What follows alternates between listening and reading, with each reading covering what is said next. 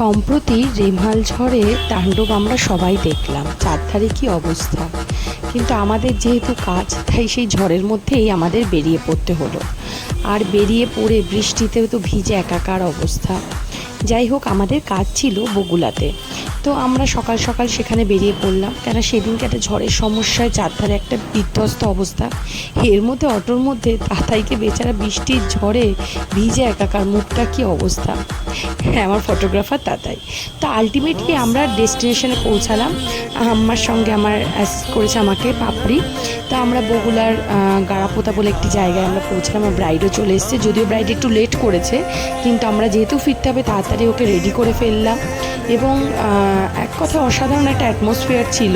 অত ঝড়ের মধ্যেও একটা আমাদের কাজ তো সুন্দর করতেই হবে, এবং আমার ব্রাইডকে তো একদম লক্ষ্মী ঠাকুরের মতো পুরো লাগছিল। তো তোমাদের কেমন লাগলো অবশ্যই জানিও।